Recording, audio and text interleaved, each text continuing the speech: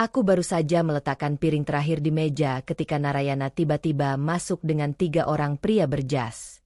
Tidak ada telepon. Tidak ada peringatan. Hanya senyumnya yang terlalu lebar. Senyum yang selalu ia pakai saat ingin terlihat penting. Sayang, ini Pak Direktur Bramantya dan timnya. Aku sudah bilang kan kita makan malam bareng, katanya sambil merangkul bahuku. Ia tidak pernah bilang apapun. Aku menelan ludah, melirik meja makan yang sudah kuatur sederhana. Rendang yang masih mengepul. Sambal terasi dalam cobek kecil. Lalap mentah dan kerupuk. Makanan yang biasa kubuat. Makanan yang diajarkan ibu sebelum ia meninggal. Bukan makanan mewah. Bukan hidangan hotel. Silakan duduk, Pak. Ucapku pelan, berusaha tersenyum. Pria yang dipanggil Pak Direktur itu melangkah masuk perlahan. Jasnya rapi. Rambutnya mulai memutih di pelipis. Matanya tajam, tapi ada sesuatu di sana. Sesuatu yang membuatku tidak bisa langsung memalingkan wajah. Narayana menarik kursi untuknya. Terlalu antusias. Wah, istri saya ini masaknya enak kok, Pak. Meski sederhana. Kata, sederhana. Itu keluar dengan nada yang salah. Aku mulai menyajikan nasi. Tanganku agak gemetar. Tapi aku sembunyikan dengan gerakan cepat. Sendok nasi. Sendok rendang. Sambal di piring kecil terpisah. Pak Direktur menatap piringnya. Lama. Terlalu lama. Rendang? Tanyanya pelan. Iya, Pak. Resep keluarga. Jawabku singkat. Narayana tertawa. Keras. Suara yang membuat semua orang di meja menoleh. Aduh, maaf ya Pak. Istri saya ini masih kampungan. Masaknya pakai bumbu deso gini. Nggak kayak restoran. Harusnya tadi aku pesan catering aja. Ruangan tiba-tiba senyap. Aku tidak bergerak. Tanganku masih memegang sendok sayur. Tapi aku tidak bisa melanjutkan gerakan apapun. Rasanya seperti ditampar di depan orang asing. Seperti ditarik ke tengah lapangan lalu dipermalukan. Salah satu tamu, pria berkacamata, batuk pelan. Canggung. Yang lain melihat ke piring mereka. Pura-pura sibuk. Pak Direktur tidak tertawa. Ia hanya menatapku. Tatapan itu aneh. Bukan kasihan. Bukan jijik. Seperti ia sedang mengingat sesuatu yang sudah lama terkubur. Aku mundur selangkah, meletakkan sendok sayur ke meja. Permisi sebentar, ucapku, suaraku hampir hilang. Narayana bahkan tidak menoleh. Aku berjalan cepat ke dapur, berdiri di depan wastafel, napas tercekat, tangan gemetar, dada sesak. Aku buka keran air dingin, basuh wajah, berusaha menetralkan emosi yang ingin meledak. 3 tahun. Sudah 3 tahun aku dengar kata-kata seperti ini. Kampungan. Ndeso. Nggak punya level. Tapi tidak pernah di depan orang lain. Tidak pernah seterang ini. Aku mengepalkan tangan di pinggir wastafel. Mengapa aku masih di sini?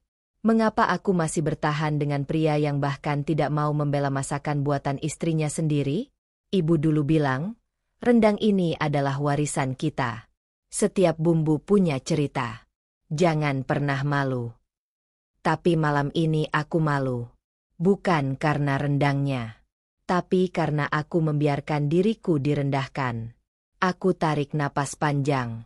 Kembali ke ruang makan dengan wajah datar. Senyum tipis. Netral. Mereka sudah mulai makan.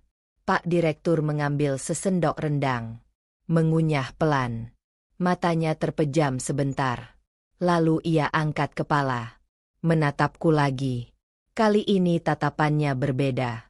Ada kilat pengakuan di sana. Sesuatu yang membuatku berhenti bernapas. Ini, persis seperti rendang yang pernah kumakan dulu.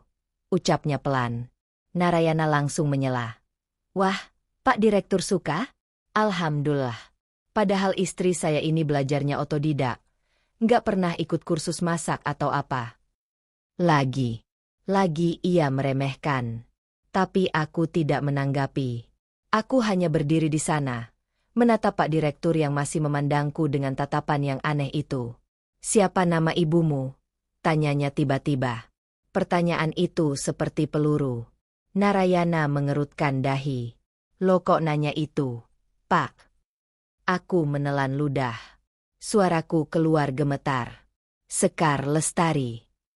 Pak Direktur meletakkan sendoknya perlahan. Tangannya sedikit bergetar. Ruangan kembali senyap. Tapi kali ini bukan karena canggung. Tapi karena sesuatu yang lebih berat.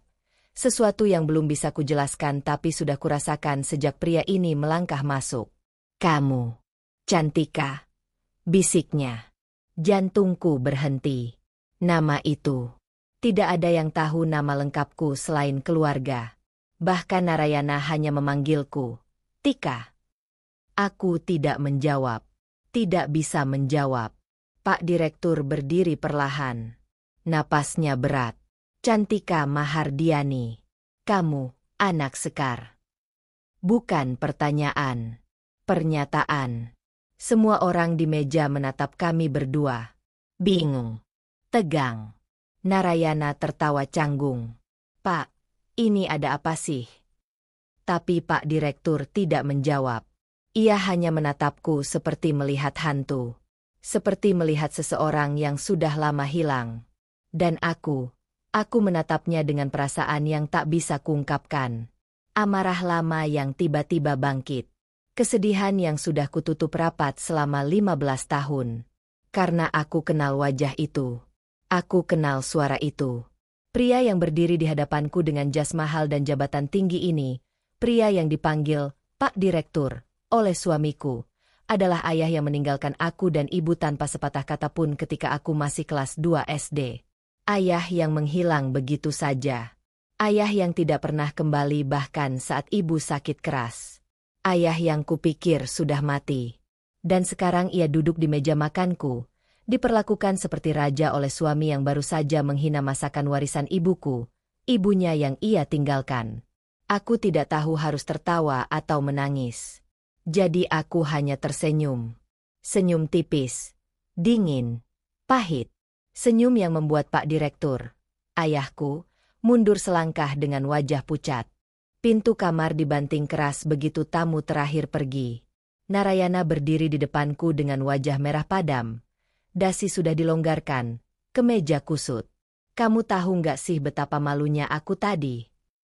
Aku melepas anting perlahan, meletakkannya di meja rias. Tidak menjawab. Aku tanya, "Tika?" Bentaknya.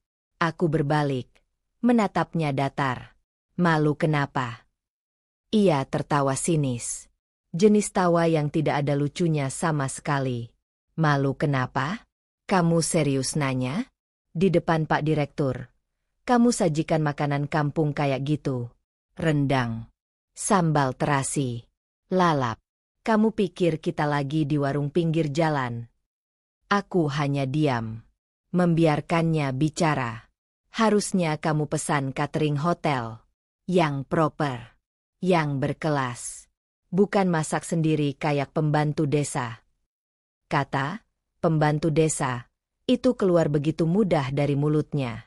Seperti sudah biasa ia ucapkan dalam hati. Aku duduk di pinggir kasur, melepas sepatu. Tanganku tenang. Terlalu tenang. "Kamu dengar nggak sih?" Ia melangkah lebih dekat. Suaranya makin tinggi. "Aku udah susah payah bangun reputasi di kantor. Udah 3 tahun naik jabatan. Dan kamu? Kamu malah bikin aku kelihatan miskin." Aku angkat wajah. "Aku tidak bikin kamu kelihatan miskin. Kamu emang bukan orang kaya, Narayana." Matanya melotot. "Apa? Rumah ini hasil kredit. Mobil kamu leasing. Bahkan jam tangan yang kamu pakai sekarang itu pinjaman dari kakakmu. Jadi jangan bilang aku yang bikin kamu kelihatan miskin." Wajahnya berubah. Dari marah menjadi terluka. Tapi hanya sebentar. Lalu kembali menjadi marah yang lebih berbahaya. "Kamu berani ngomong gitu ke aku? Kamu, yang keluarganya tinggal di kampung, bapaknya kabur entah kemana, ibunya mati karena nggak punya uang buat berobat. Dadaku seperti ditusuk. Tapi aku tidak bergerak. Kamu lupa ya siapa yang nikah sama kamu waktu semua orang bilang kamu nggak punya apa-apa? Siapa yang angkat derajat kamu dari anak yatim piatu jadi istri pegawai kantoran?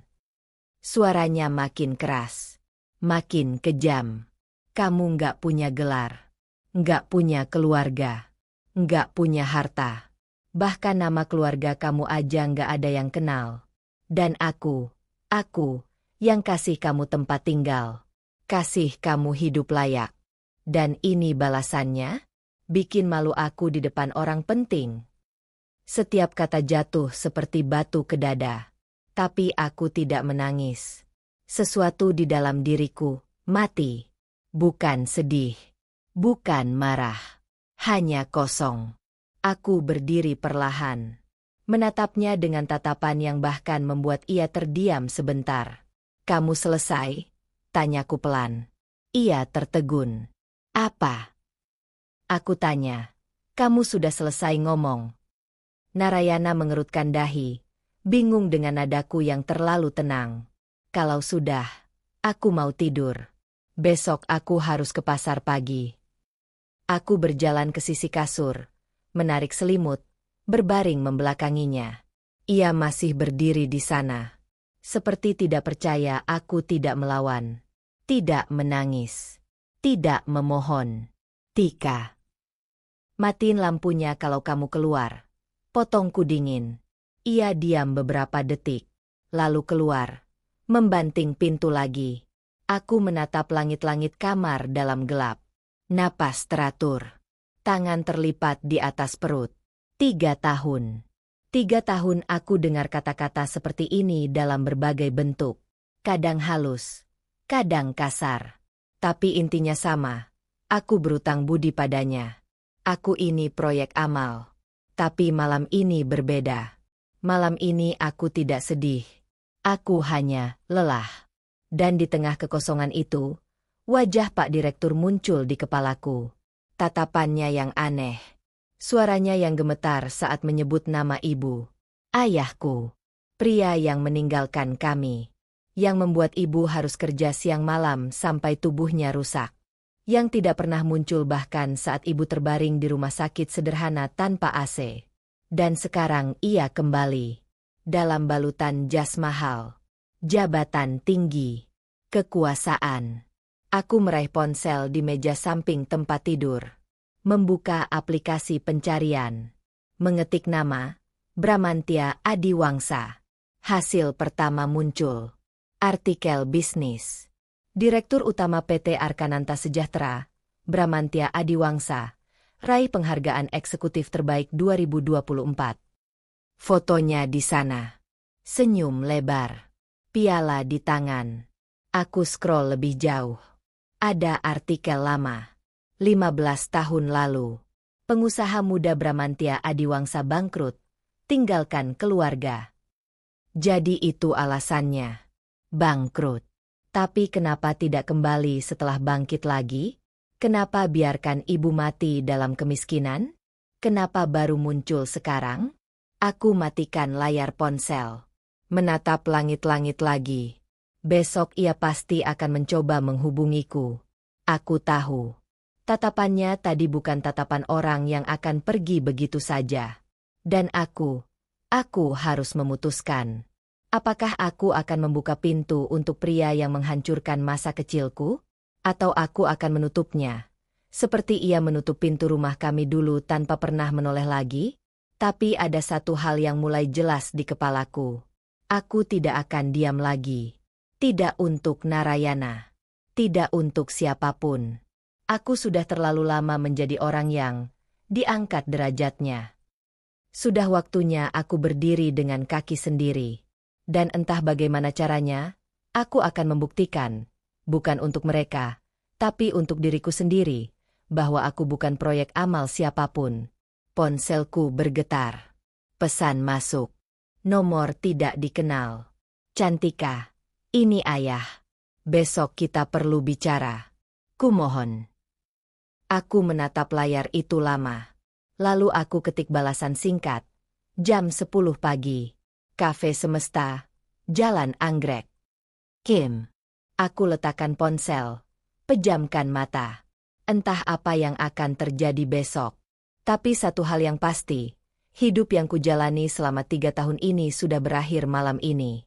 Aku sedang mencuci piring sarapan ketika bel rumah berbunyi. Narayana sudah berangkat kerja sejak pagi buta.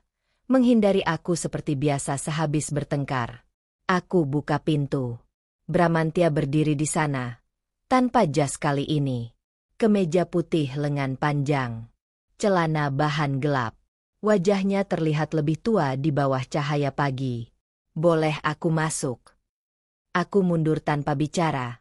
Membiarkan pintu terbuka. Ia melangkah masuk perlahan. Seperti takut aku akan berubah pikiran. Matanya menyapu ruang tamu kecil kami. Sofa lama, meja kayu sederhana, foto pernikahan di dinding. Aku tutup pintu. Berdiri menyilangkan tangan. Ngomong. Ia berbalik menatapku. Cantika. Jangan panggil aku begitu. Kamu nggak punya hak. Rahangnya mengeras. Tapi ia mengangguk. Maafkan aku. Aku tidak merespons. Ia menarik napas panjang. 15 tahun lalu, bisnisku bangkrut. Total. Aku kehilangan segalanya dalam 3 bulan. Rumah disita. Mobil ditarik. Bahkan cincin kawin ibumu harus kujual untuk bayar hutang. Suaranya bergetar di bagian terakhir. Aku pergi karena debt collector mulai ancam keluarga. Mereka bilang kalau aku nggak bayar, mereka akan ambil rumah. Dan aku pikir kalau aku hilang, setidaknya kalian aman. Setidaknya mereka nggak ganggu ibu dan kamu. Aku tertawa kering. Jadi kamu kabur untuk melindungi kami? Itu alasanmu. Aku tahu kedengarannya. Kedengarannya seperti omong kosong. Potongku tajam. Kamu kabur karena kamu pengecut. Karena kamu nggak mau hadapi konsekuensi. Dan kamu biarkan ibu yang nanggung semuanya. Wajahnya pucat. Aku mencari kalian. Setiap tahun aku coba cari. Tapi kalian pindah. Pindah karena ibu nggak sanggup bayar sewa. Pindah ke kontrakan yang lebih murah. Terus pindah lagi. Dan lagi. Sampai akhirnya ibu sakit dan nggak ada uang buat berobat. Suaraku pecah di kalimat terakhir. Bramantya melangkah maju. Tapi aku mundur cepat. Jangan dekati aku. Ia berhenti. Tangannya terkepal di samping tubuh. Ibu meninggal 5 tahun lalu. Ucapku pelan. Di rumah sakit umum. Kamar kelas 3. Sendirian. Karena aku masih kuliah. Kerja part-time. Dan gak bisa izin. Saat aku sampai, dia sudah dingin. Air mataku jatuh. Aku usap kasar dengan punggung tangan.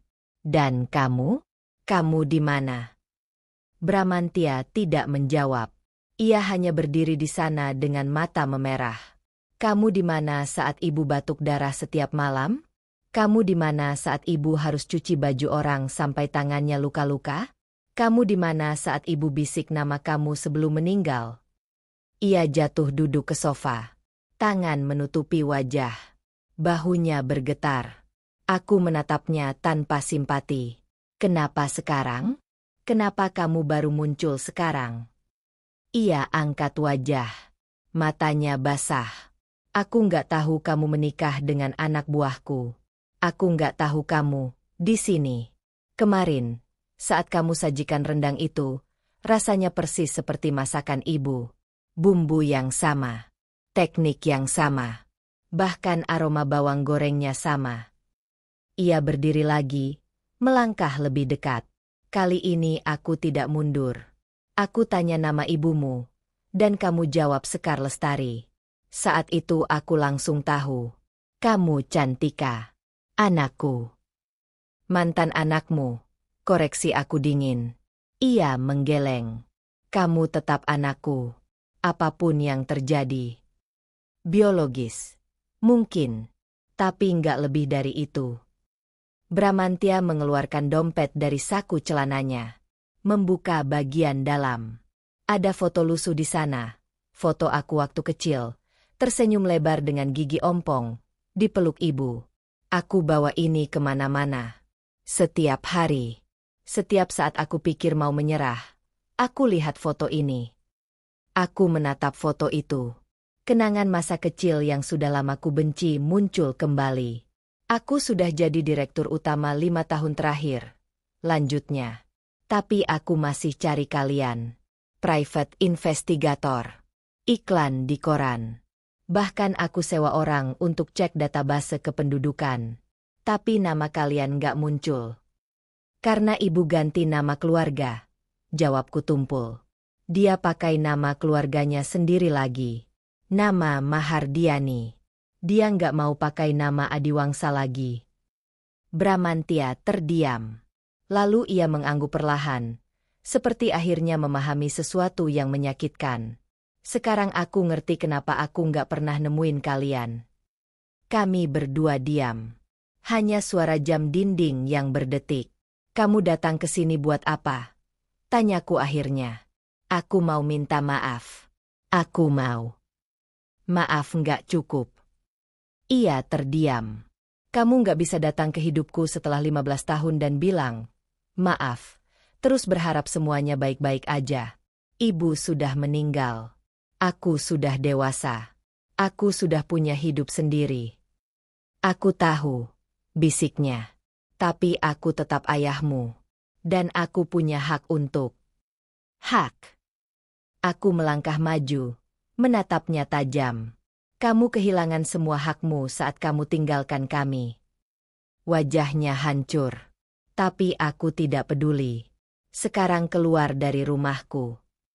Cantika. Please. Keluar. Ia tidak bergerak. Malah mengeluarkan amplop coklat tebal dari tas kecil yang ku baru sadari ia bawa. Sebelum aku pergi, aku perlu kasih tahu kamu sesuatu. Ia letakkan amplop itu di meja. Ini tentang suamimu, Narayana. Jantungku berhenti sedetik. Aku udah investigasi dia sejak kemarin. Dan kamu perlu tahu siapa sebenarnya pria yang kamu nikahi. Aku menatap amplop itu. Tangan gemetar. Baca itu. Lalu hubungi aku kalau kamu siap bicara lagi. Bramantya berjalan ke pintu. Berhenti sebentar. Aku tahu aku nggak berhak minta apapun. Tapi aku nggak akan pergi lagi kali ini. Aku akan tetap di sini. Sampai kamu siap memaafkan aku atau enggak. Pintu tertutup pelan. Aku menatap amplop coklat di meja. Tanganku meraihnya perlahan. Membuka. Di dalam ada tumpukan dokumen. Foto. Bukti transfer. Halaman pertama. Laporan investigasi swasta. Nama Narayana tercetak jelas di atas. Dan di bawahnya, satu kalimat yang membuat seluruh duniaku runtuh. Subjek memiliki hutang judi sebesar 800 juta rupiah dan terlibat penggelapan dana perusahaan sebesar 1,2 miliar. Aku duduk perlahan di lantai. Dokumen tergenggam erat. Tanganku membalik halaman berikutnya. Foto Narayana dengan seorang wanita muda. Bergandengan tangan. Masuk hotel. Tanggal foto. 3 hari yang lalu. Aku membalik halaman demi halaman dengan tangan gemetar. Setiap dokumen seperti tamparan baru ke wajah. Foto Narayana keluar dari kasino ilegal di kawasan utara Jakarta. Tanggal berbeda. Berkali-kali. Laporan investigator. Subjek terlihat bertaruh hingga larut malam. Rata-rata kerugian 15-30 juta per kunjungan. Aku buka halaman berikutnya. Bukti transfer dari rekening perusahaan ke rekening pribadi Narayana. Angkanya membuat kepalaku pusing. 850 juta. Dalam 6 bulan terakhir. Ini nggak mungkin, bisikku. Tapi tanganku terus membalik. Ada screenshot percakapan WhatsApp. Narayana dengan seseorang bernama Kira Sayang. Istri kamu udah curiga? Enggak. Dia terlalu bodoh buat sadar. Aku berhenti bernapas. Kapan kamu cerai? Sabar. Aku masih butuh tanda tangannya buat beberapa dokumen. Habis itu langsung aku tinggalin.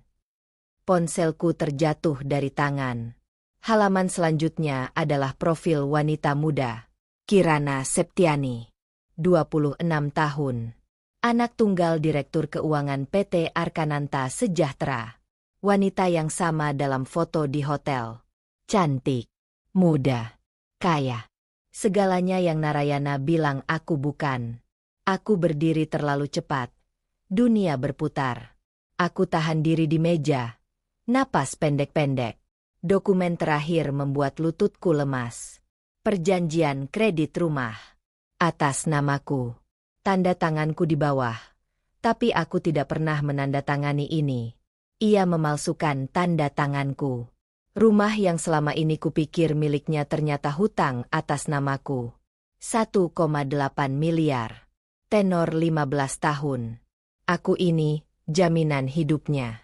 Pintu depan terbuka tiba-tiba. Narayana masuk, masih dengan seragam kantor, wajah lelah.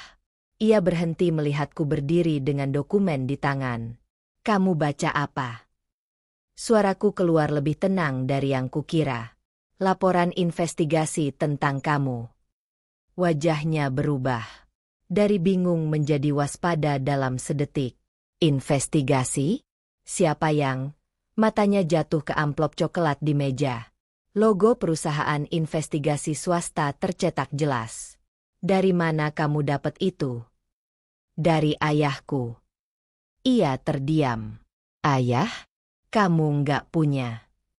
Pak Direktur Bramantya. Potongku. Ternyata dia ayahku.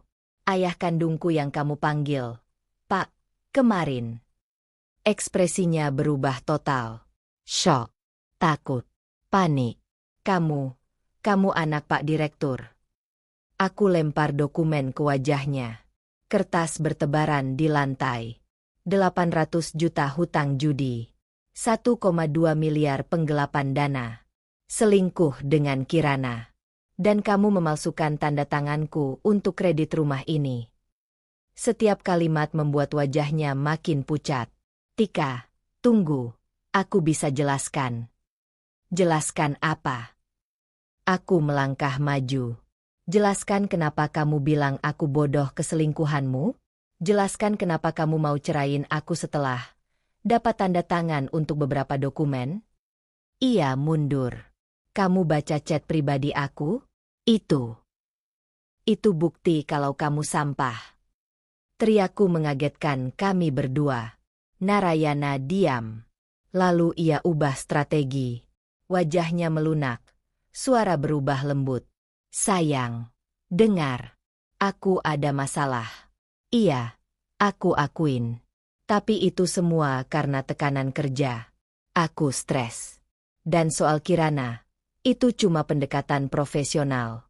Dia anaknya Direktur Keuangan. Aku harus jaga hubungan baik. Aku tertawa. Tawa yang terdengar asing di telingaku sendiri. Profesional? Kamu bilang peluk-pelukan di hotel itu profesional? Rahangnya mengeras. Topeng lembut luruh. Kamu nggak ngerti dunia kerja. Kadang kita harus. Harus apa? Tidur sama atasan demi naik jabatan. Tamparan keras mendarat di pipiku. Aku terhuyung. Tangan refleks memegang pipi yang panas. Narayana menatapku dengan napas memburu. Tangan masih terangkat. Lalu ia sadar apa yang baru dilakukannya. Tika, maafin aku. Aku enggak. Keluar. Suaraku pelan. Terlalu pelan. Aku serius enggak sengaja.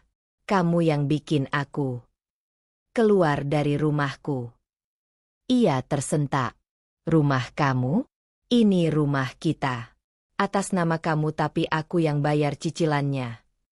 Dengan uang korupsi. Balasku. Dengan uang perusahaan yang kamu curi. Dan sekarang aku punya buktinya. Semua buktinya. Narayana terdiam. Otaknya bekerja cepat. Mencari jalan keluar. Kamu nggak akan lapor, katanya akhirnya. Kalau aku masuk penjara, Hutang rumah ini jadi tanggung jawab kamu sepenuhnya. Kamu nggak punya uang. Kamu nggak punya apa-apa. Senyumnya muncul. Senyum yang dulu membuatku jatuh cinta, sekarang hanya membuat mual. Kita saling butuh. Sayang, kamu butuh aku untuk bayar cicilan. Aku butuh kamu untuk, sebagai cover yang sempurna. Ia melangkah mendekat. Jadi lupakan semua ini. Buang dokumen itu.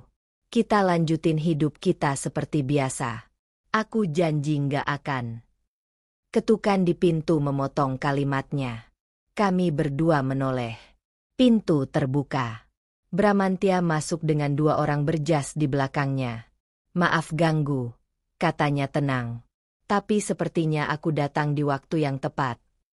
Narayana langsung ubah sikap. Berdiri tegap. Pak Direktur, ini cuma kesalahpahaman keluarga. Saya dan istri saya. Mantan istrimu, potong Bramantya dingin. Narayana terdiam. Besok pagi, Cantika akan mengajukan gugatan cerai. Dan perceraian ini akan diproses cepat karena ada bukti KDRT. Bramantya menunjuk ke pipiku yang masih merah. Aku refleks menyentuh pipi. Soal hutang rumah, aku sudah lunasi tadi siang. Sertifikat sekarang atas nama Cantika Mahardiani Adiwangsa. Kamu nggak punya klaim apapun. Wajah Narayana hancur. Dan soal penggelapan dana. Bramantya mengangguk kedua orang berjas di belakangnya. Ini dari divisi legal perusahaan. Besok kamu akan dipanggil untuk klarifikasi. Bawa pengacara kalau perlu. Narayana jatuh duduk di sofa. Wajah putih pucat. Bramantya berjalan ke arahku, melepas jasnya dan melingkarkan di bahuku. Kamu oke? Untuk pertama kali dalam hidupku, aku biarkan ayahku menyentuhku. Aku bawa dokumen lain, bisiknya. Tawaran yang tadi pagi belum sempat aku sampaikan. Ia keluarkan map coklat kedua. Aku punya proyek baru. Restoran berbasis masakan tradisional Nusantara. Dan aku butuh seseorang yang paham masakan autentik. Seseorang yang punya passion. Seseorang seperti kamu. Aku menatap map itu. Gaji awal 45 juta per bulan. Posisi konsultan kuliner. Langsung di bawah aku. Dan kalau proyeknya berhasil. Ia menatapku serius. 20% saham perusahaan yang jadi hakmu sebagai pewaris akan aktif. Kamu akan jadi salah satu pemegang saham terbesar. Dunia berhenti berputar. Ini bukan belas kasihan, lanjut Bramantya. Ini investasi. Aku lihat kemarin masakanmu. Aku tahu kamu punya bakat yang sama dengan ibumu. Dan aku nggak akan sia-siakan itu lagi. Narayana menatap kami berdua dengan wajah kosong. Segalanya yang ia punya, istri, rumah, pekerjaan, masa depan, runtuh dalam satu malam. Aku terima map itu dari tangan ayahku. Untuk pertama kali dalam 3 tahun, aku merasa punya pilihan. Dan aku pilih diriku sendiri. Aku tanda tangani kontrak kerja di kantor ayah keesokan harinya. Ruangan direktur utama terasa asing. Mewah, luas, dengan pemandangan Jakarta dari lantai 28. Proyek ini akan diluncurkan dalam presentasi board meeting Senin depan, jelas Bramantya sambil menyerahkan folder tebal. Kamu punya 5 hari untuk siapkan konsep menu, analisis pasar, dan strategi branding. 5 hari. Untuk proyek miliaran rupiah. Aku bisa, jawabku. Ia tersenyum tipis. Aku tahu. Aku bawa folder itu pulang, sembunyikan di dalam lemari pakaian. Narayana sedang tidak di rumah, entah di mana, aku tidak peduli lagi. Malam itu aku mulai bekerja. Laptop menyala hingga subuh. Aku tulis setiap resep ibu yang masih kuingat. Rendang, gulai, soto, rawon. Setiap bumbu, setiap takaran, setiap cerita di baliknya. Narayana pulang jam 2 pagi. Mabuk. Ia bahkan tidak mengetuk pintu kamar. Langsung tidur di sofa. Aku terus mengetik. Hari kedua, aku datang ke kantor menggunakan taksi online. Bramantya sudah menyiapkan ruangan kecil untukku, bukan ruang mewah, tapi cukup. Meja, komputer, dan akses ke tim marketing. Ini Mbak Cantika, konsultan kuliner kita. Perkenalan Bramantya ke timnya. Dia akan lead proyek dapur Nusantara. Apa yang dia minta, kalian kerjakan. 7 orang di ruangan itu menatapku. Ada yang skeptis, ada yang penasaran. Kalau ada yang gak setuju dengan keputusan saya, langsung sampaikan. Ucapku tegas. Saya gak butuh orang yang cuma bisa angguk-angguk. Seorang pria muda angkat tangan. Konsep masakan tradisional sudah banyak. Bu, apa yang bikin kita beda? Pertanyaan bagus. Karena kita gak cuma jual makanan. Jawabku. Kita jual cerita. Setiap menu punya narasi. Asal daerah, filosofi bumbu, cara penyajian yang autentik. Orang gak cuma makan, mereka belajar warisan nenek moyangnya. Ruangan diam. Lalu satu persatu mereka mengangguk. Hari ketiga, aku testing resep di test kitchen perusahaan. Chef profesional membantu skalakan resep rumahan ibu menjadi standar komersial.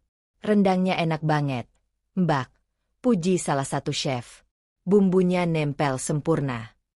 Aku hanya tersenyum. Sore itu, aku pulang dengan bau bumbu masih menempel di baju. Narayana sudah duduk di ruang tamu, menonton TV. Kamu dari mana? Tanyanya tanpa menoleh. Kursus masak. Bohongku enteng. Ia mendengus. Buang-buang uang. Masak kampungan gak perlu kursus. Aku berjalan ke kamar tanpa menjawab. Di dalam, aku buka laptop, lanjutkan presentasi yang hampir selesai. Slide pertama, Dapur Nusantara, mengembalikan rasa rumah. Slide terakhir, budget investasi, 15 miliar. Projected revenue tahun pertama, 32 miliar. Aku tersenyum sendiri. Hari keempat, meeting dengan tim legal dan finance. Mereka bedah angka-angkaku, cari celah, pertanyakan asumsi.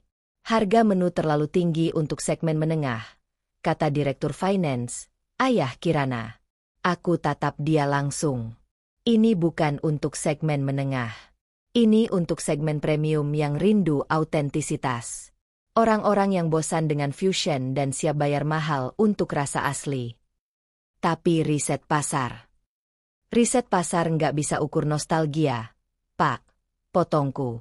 Dan nostalgia nggak punya harga. Bramantya tersenyum dari ujung meja. Meeting diakhiri dengan persetujuan. Proyek jalan. Hari kelima, Jumat sore, aku finalisasi presentasi. 120 slide. Setiap detail sudah diperiksa ulang 3 kali. Bramantya masuk ruanganku tanpa ketuk pintu. Kamu siap? Aku angguk. Senin nanti semua direksi akan hadir. Termasuk Narayana, dia masih head of division, walaupun sedang dalam investigasi. Dan keluarga Kirana juga. Jantungku berdetak lebih cepat. Kamu yakin kamu mau ini? Tanyanya lagi. Kamu masih bisa mundur. Aku yang presentasi. Aku menatapnya. Ini proyek saya. Saya yang presentasi. Ia mengangguk perlahan. Good. Malam Jumat, Narayana pulang lebih awal. Ia bahkan bawa bungkusan makanan. Aku beli ayam geprek kesukaanmu, katanya, berusaha ramah. Aku terima bungkusan itu. Makasih. Ia duduk di seberangku, menatap ragu-ragu. Tika, aku tahu akhir-akhir ini kita sering berantem. Tapi, kita masih suami istri kan? Kita bisa perbaiki ini. Aku kunyah ayam geprek perlahan.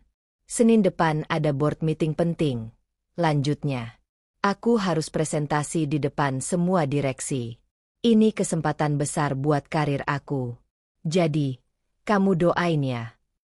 Aku telan makanan, minum air putih. Semoga lancar. Ia tersenyum lega. Makasih, sayang. Kata, sayang, itu terdengar hambar.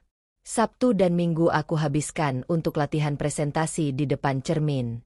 Setiap gestur, setiap intonasi, setiap transisi slide, aku hafal di luar kepala. Bramantya kirim pesan Minggu malam. Besok kamu akan menghadapi ruangan penuh orang yang meremehkanmu. Tunjukkan siapa kamu sebenarnya. Aku balas. Siap. Senin pagi, aku bangun jam 5. Kenakan blazer hitam. Bukan yang mahal, tapi rapi. Rambut dikuncir simpel. Makeup minimal. Aku tidak perlu terlihat cantik.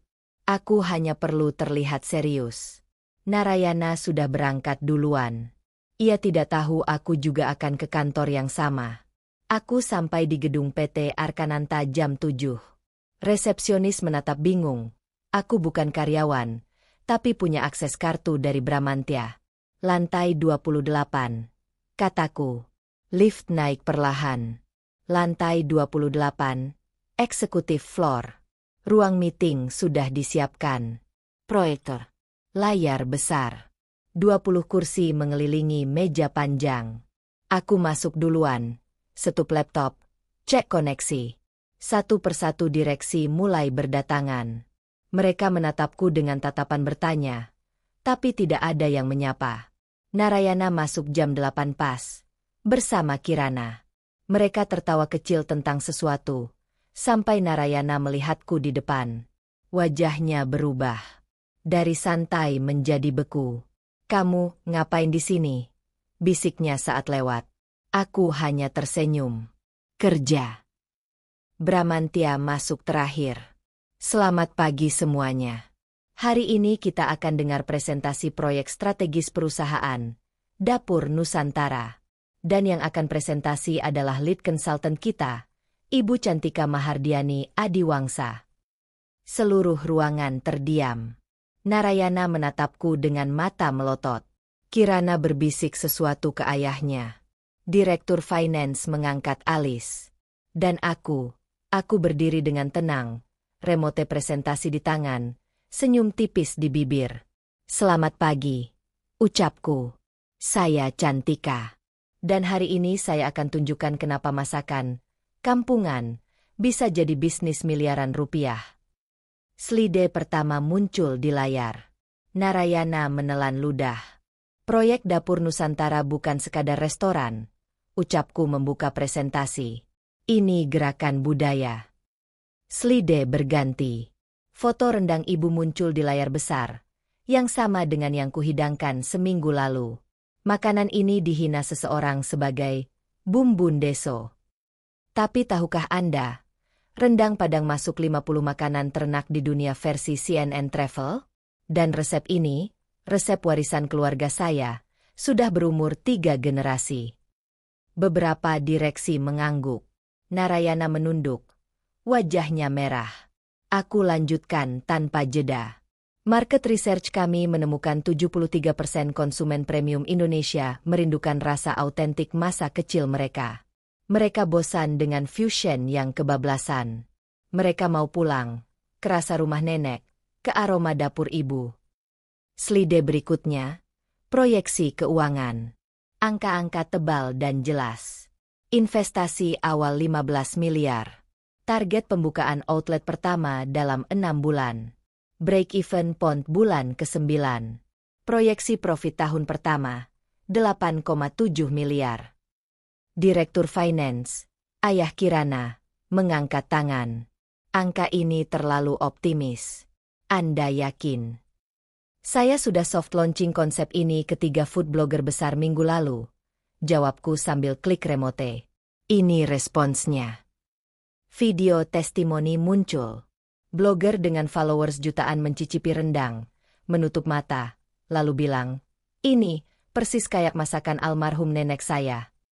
Komentar di bawah videonya ribuan. Semuanya positif. Kami belum buka, tapi waiting list sudah 2.400 orang. Lanjutku. Dan ini baru dari 3 video. Ruangan mulai bergumam kagum. Aku terus bergerak. Slide demi slide, data demi data, strategi pemasaran, supplier lokal, pemberdayaan koki daerah.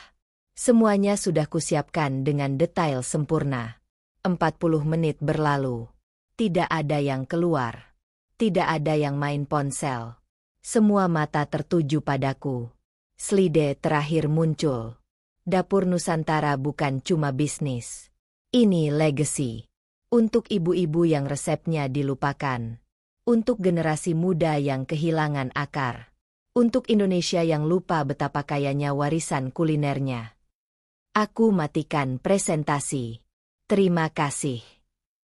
Hening 2 detik. Lalu Bramantya berdiri, tepuk tangan.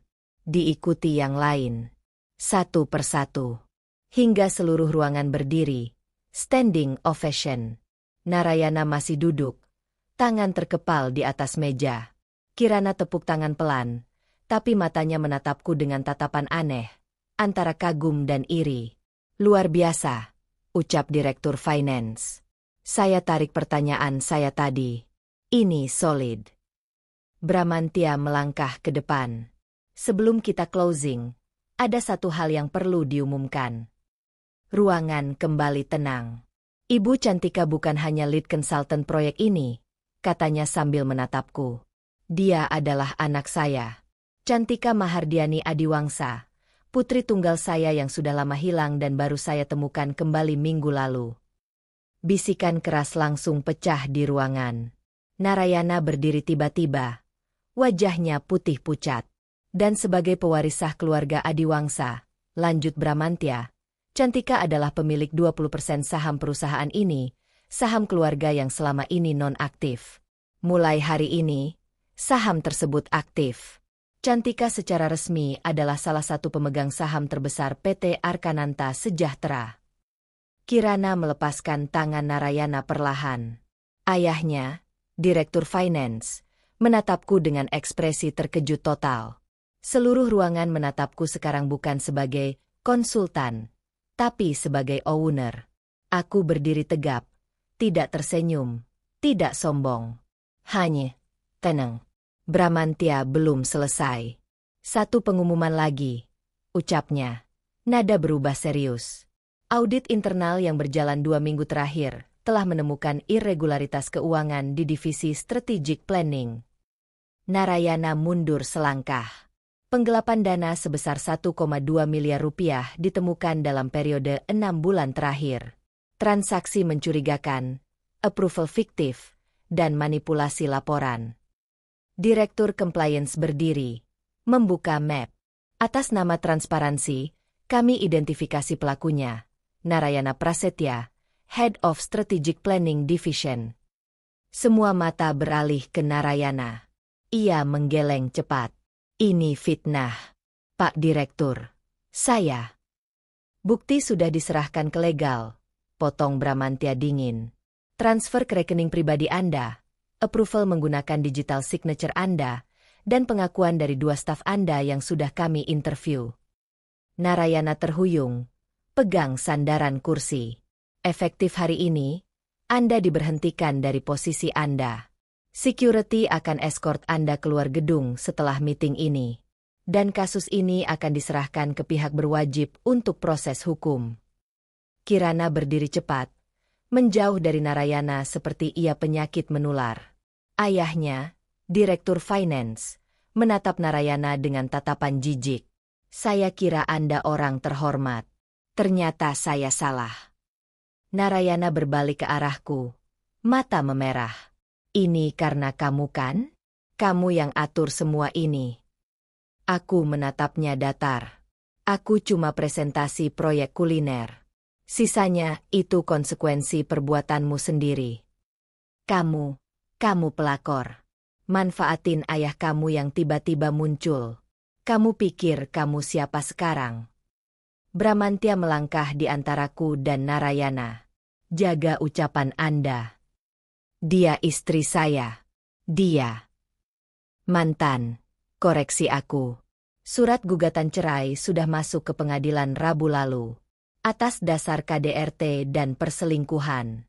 Kamu akan terima surat panggilan minggu depan. Wajahnya hancur total.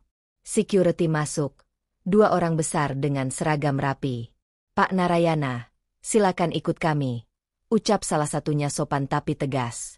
Narayana menatap sekeliling, mencari simpati, mencari pembelaan. Tidak ada yang menatapnya kembali. Semua membuang muka. Ia tatap Kirana terakhir kali. "Kirana, kamu kan tahu aku nggak? Jangan hubungi saya lagi." Potongnya cepat. "Papa, aku mau pulang." Direktur Finance berdiri, rangkul putrinya, bawa keluar tanpa sepatah kata pun ke Narayana. Narayana berdiri sendirian di tengah ruangan. "Tika," bisiknya terakhir kali. Suara pecah. Aku tidak menjawab. Security membimbingnya keluar. Pintu tertutup. Ruangan masih senyap. Bramantia berbalik ke semua direksi. "Meeting ditutup. Terima kasih atas waktu dan perhatian Anda semua." Satu persatu mereka keluar. Tapi sebelum pergi, beberapa menghampiriku. "Presentasi yang brilian, Mbak Cantika. Saya tunggu launching restorannya. Kalau butuh supplier, saya punya koneksi." Aku terima semua ucapan itu dengan anggukan sopan. Akhirnya ruangan kosong. Hanya aku dan Bramantia. Ia mendekat perlahan. "Kamu oke?" Aku angguk. Tapi tanganku gemetar. Baru kusadari sekarang. "Duduk," perintahnya lembut. Aku duduk di kursi yang tadi diduduki Narayana. Napas keluar panjang. Napas yang kutahan 1 jam penuh. "Kamu luar biasa tadi," ucap Bramantia. "Bahkan aku nggak nyangka kamu sekompose itu." Aku hampir muntah sebelum masuk tadi. "Akuku." Ia tertawa pelan. Tawa pertama yang kudengar darinya. "Sekarang apa?" tanyaku. Bramantia duduk di seberangku. "Sekarang kita build dapur Nusantara. Beneran. Kamu siap?" Aku tatap matanya.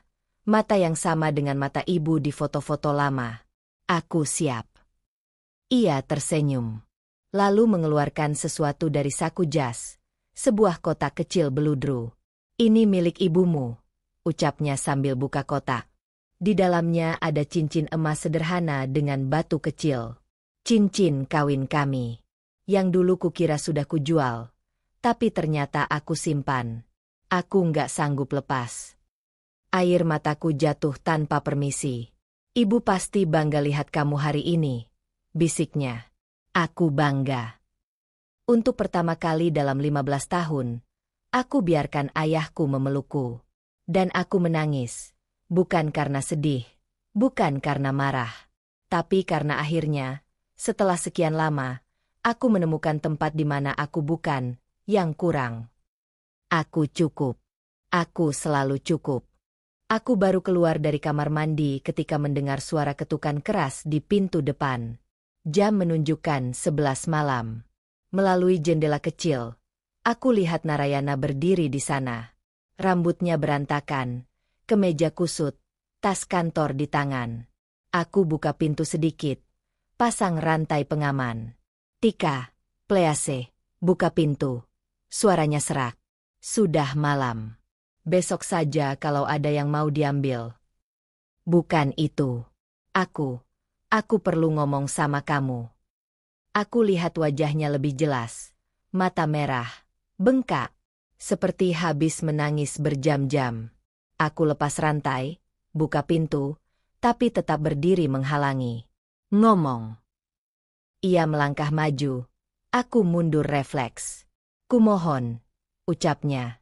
Suara mulai bergetar. "Maafin aku. Aku salah. Aku nggak tahu kamu anak Pak Direktur. Kalau aku tahu, aku nggak akan pernah." "Nggak akan pernah apa?" potongku. "Nggak akan meremehkan? Nggak akan selingkuh? Nggak akan korupsi?" Ia diam. "Atau nggak akan nikah sama aku dari awal?" Wajahnya hancur. "Bukan gitu maksudnya." "Terus apa? Kamu minta maaf karena kamu salah?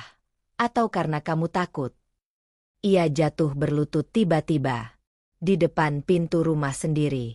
"Tika, please." Aku nggak punya siapa-siapa lagi. Kirana udah putus. Keluarganya nggak mau tahu. Kantor udah pecat aku. Bahkan apartemen yang kukontrak juga udah harus dikosongkan besok karena nggak bisa bayar.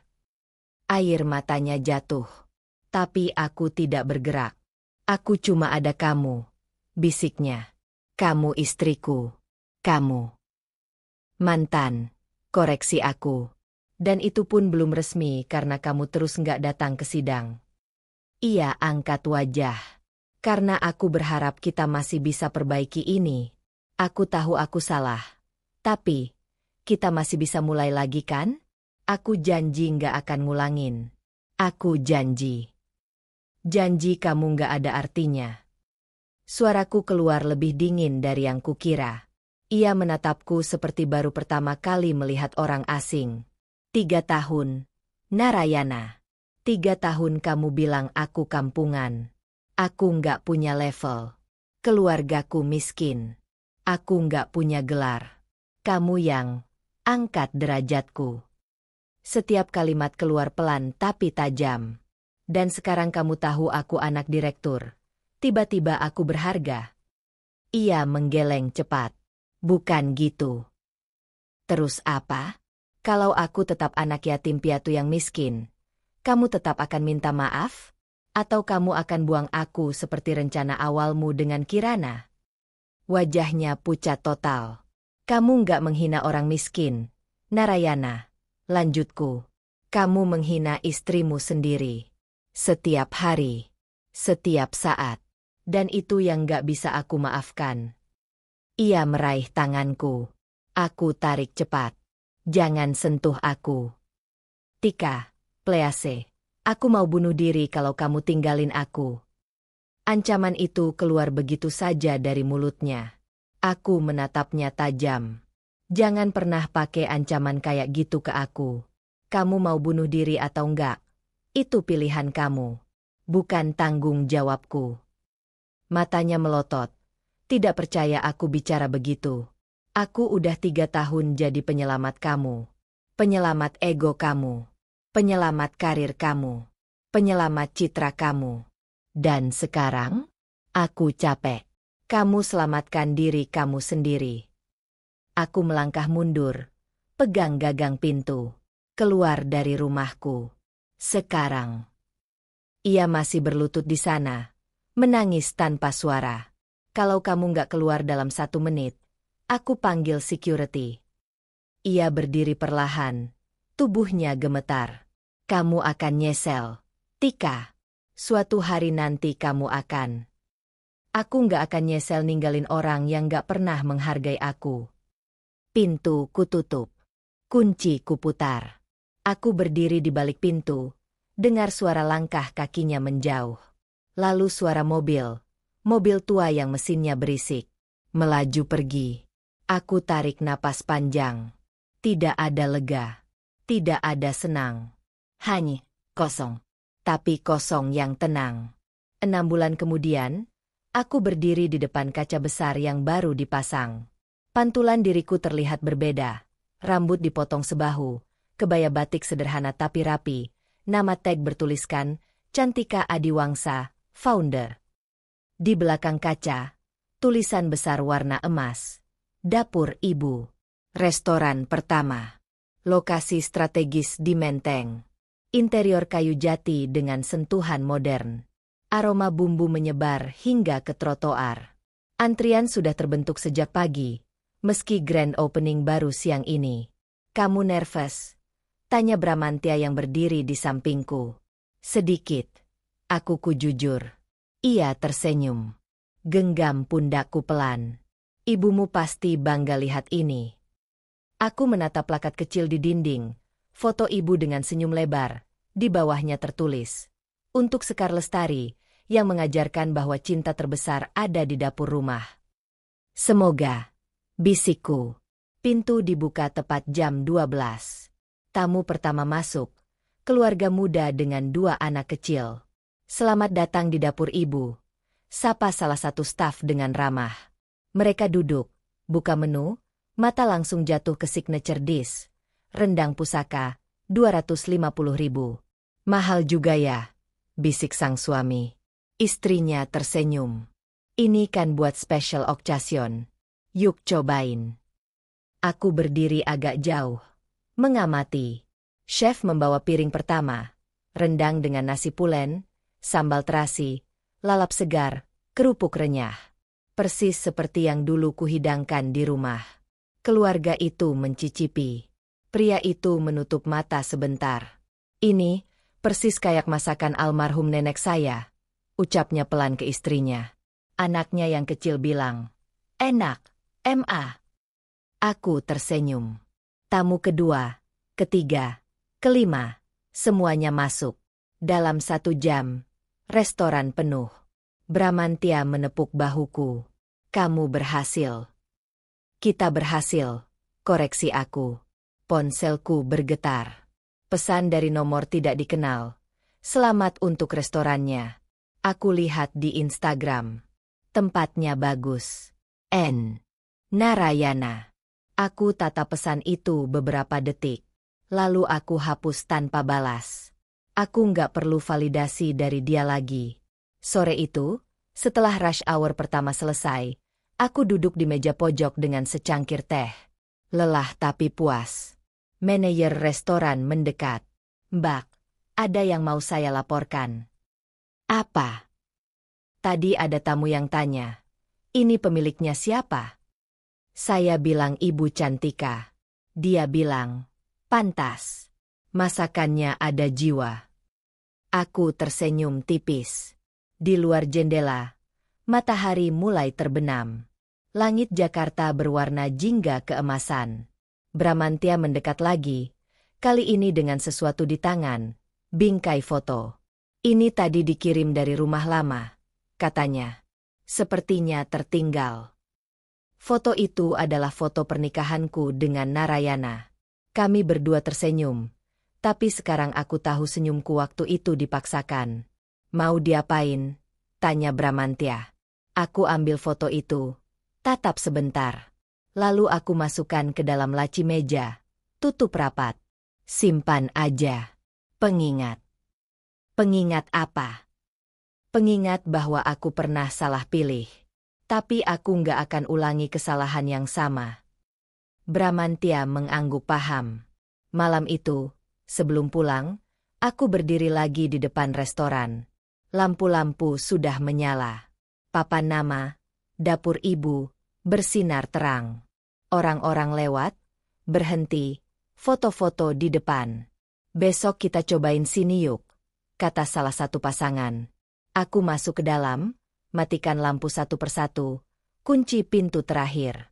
Di perjalanan pulang, Bramantya bilang, minggu depan ada investor dari Singapura yang tertarik franchise.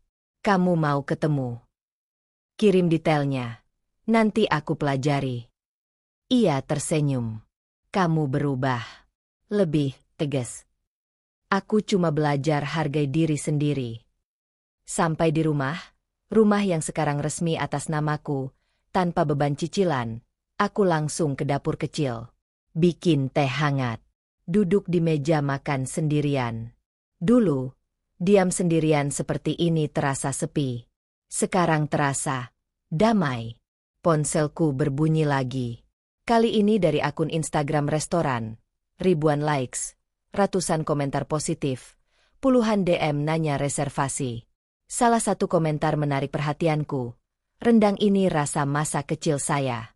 Terima kasih sudah bawa memori ibu saya kembali. Aku reply, terima kasih sudah datang. Dapur ibu adalah rumah untuk semua. Aku letakkan ponsel, teguk teh perlahan. Narayana dulu bilang masakanku kampungan. Sekarang rendang itu jadi menu termahal di restoran yang boket solid seminggu ke depan. Ternyata yang kampungan bukan bumbuku. Yang kampungan itu hatinya. Hati yang gak pernah bisa hargai apa yang ada di depan mata. Dan aku bersyukur akhirnya aku bebas dari hati sekecil itu.